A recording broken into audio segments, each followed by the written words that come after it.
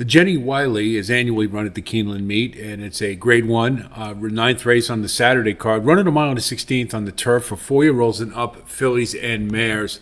And as is often the case at Keeneland, this is a really good Grade 1 field. They're top to bottom. I think this is there's not a lot of fat on this one. We've got Chad Brown, I believe, has 4 horses in this race, led by Surge Capacity, as well as Gina Romantica, who we saw prominently last year. We've got a lot of horses coming off the bench who haven't run in a while, so that's going to be a factor in this one as well. Fluffy Socks, we always seem to see in graded stakes races. Chad Brown horse. Walkathon, who appeared to be on the improve towards last year. Got a few coming out of the Hillsborough from Tampa, if you watched that last in February. And, of course, we've got Didia, who, is really made a lot of noise since coming over from South America last year and has just been a really consistent performer. So there's some good horses in this race. And I think it makes for should make for a really good field. Now, the first thing we want to note when we take a look at this is no confirmed front runner. So somebody's going to get on the lead. I would tend to believe it'll be English Rose. And the only reason I say that is because the European horses have that ability to rate, get on the lead, close. They can do whatever they need to. And this might be, tactically certainly would make a lot of sense if you can get on the lead and try to steal it. But it is subject to conjecture. Elusive Princess is another one who may very well decide to go take the lead. Walkathon, I could see doing it, or even Surge Capacity. We'll just have to see. But what I think it means more than anything is it's probably going to be a little tough for the closers because I don't expect there'll be a whole lot of pace, and there's plenty of horses who are going to be up in the early on in the pack, so it could make navigation rather difficult or a wide trip necessary down the stretch. Elusive Princess has made some noise. She came off the bench or transferred over from overseas and won her first start, but really hasn't built on it. And just doesn't seem to have quite enough to get the job done in the last couple. And in particular, the Hillsborough last time I thought was really a big disappointment.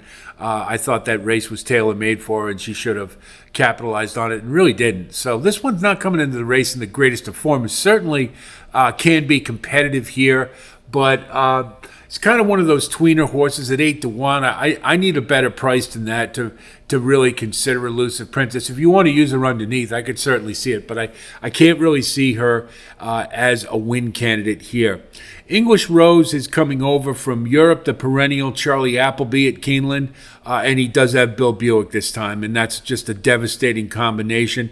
This horse has run at the graded stakes level and won her last start. It was a pretty good win. It seemed kind of workmanlike to me. So I didn't see that, just breathtaking acceleration. So I think this one certainly fits within here, and we'll just have to see. But I don't think by any means, I didn't see that real wow effort that I said, oh, this one's just going to annihilate us over here. I think she's competitive, but I don't have that over-the-top feeling about. Walkathon has been getting progressively better, but has been doing more damage at the grade 3 level, and I think this is a big step up in class, and could certainly see getting underneath. You could say that for quite a few horses in here. This is a pretty balanced field, but I think there's others who just have a better turn of foot, and that's really the issue more than anything else. So I'm going to pass on Walkathon. Embrace Me didn't run bad last time, got up for third, but overall the body of work just says this one doesn't belong at the grade 1 level, so I'm going to pass. Gina Romantica certainly was getting good at the end of last year. There's no question about that, and didn't run badly in the Breeders' Cup, but hasn't run since. And Chad Brown has, I believe he's got 4 horses in this race. And usually that means the one you don't expect to run well is the one that does. So maybe Butte de Cachet will be the one. But it just something tells me that this one Seems to take a little while to get going throughout the course of the year, so I'm kind of banking that this one maybe is going to take a little time to get rolling. And at 3-1, coming off a long layoff off the Breeders' Cup, I don't really want her, so I'm going to let her go. Try to find some value elsewhere. I think you can do that in a race like this.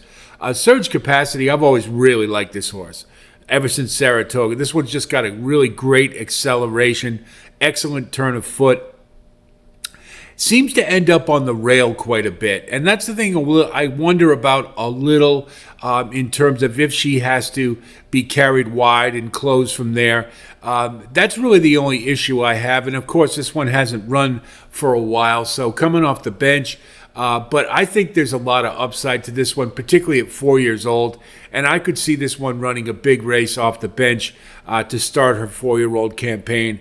And I think has the right running style. I think she'll be just off whoever takes the lead and will be right in range. And when she lets go that big turn of foot, I think she's going to be awful tough to beat. She's certainly one of the tops in here, as well as Didia. Didia is perfect at this distance, 1 mile and a 16th. And if you consider the last 3, she's run at 1 mile and a quarter, which maybe isn't the best distance for her, and she's still been very competitive. I think this is a really solid filly. And I think this race meets her right between the eyes. And I think Didia is certainly a deserving win candidate for sure. Butte Cachet, you're getting a nice value on, and that's really the appeal more than anything else. I don't think this one has run badly in the last couple of starts. This is a step up in the graded stakes, but if you consider we've got quite a few horses in this race who haven't run in a while, maybe that can elevate her a little bit, and we are looking for some value. So I'm going to throw Butte Cachet in the mix. Fluffy Socks, certainly you can use underneath in the exotics. I wouldn't talk anybody out of that. We know what this horse does. She comes flying late and somebody beats her. That's just the way it is. But she's also coming off an effort in the Hillsborough. I thought she could have run a little better in that race, and I don't know that she's coming in the best of form. And she needs pace to run to, and she's just not going to get it here. So Fluffy Socks, to me, I'm just going to toss and try to find some value with other horses, and I think I have that with Butte Cachet. Star Fortress had that Monster Cardinal Stakes and then crash. Has been rebounded from the effort after the Cardinal with a decent effort, but this one just kind of looks like she's a paper tiger, and again, not going to have pace to run to here, so I'm thinking the closers are at a disadvantage, so I'm going to let her go. So in sum, I think Didia is the logical horse to win this race, but I also really like Surge Capacity. And the fact that you're getting a little bit better price and you got a 4-year-old with upside who maybe hasn't found her best stride yet, which I think is really scary. I'm going to go with Surge Capacity, but certainly English Rose, one to consider as well. And then we throw Butte Cachet in for value. So if we look at our wagering strategy, as I mentioned, Surge Capacity, getting a better price. Don't know if we'll keep it there, but if I can get 5-1, or even if there's a drift up with the Charlie Appleby being in there, English Rose, then 7 looks a hell of a lot more attractive for a value play. We're going to box Surge Capacity and Didia as I think the 2 primary win candidates, and we get prices relative to that. That's a pretty good payout. Then we'll key box 7 on top with 5, 9, and 10. Again, trying to get a little value into the ticket. And then we'll go with the trifecta with Surge Capacity and Didia on top with 2, 5, 10 underneath. And then we'll do a saver with Surge Capacity and Didia in first and third, and then 2, 5, 10 in the middle. If you want to play around and add in Fluffy Socks or Star Fortress for some prices for underneath to put in third, wouldn't blame you. I would definitely do it. But I'm trying to keep it a little short in this race. I think it is a little on the top-heavy side, but I think it does offer some nice betting value, particularly when you can get a Chad Brown horse at 5-1, who I think is one of the top 2 to win here. So should be a really fun race, and I wish you the best of luck in it.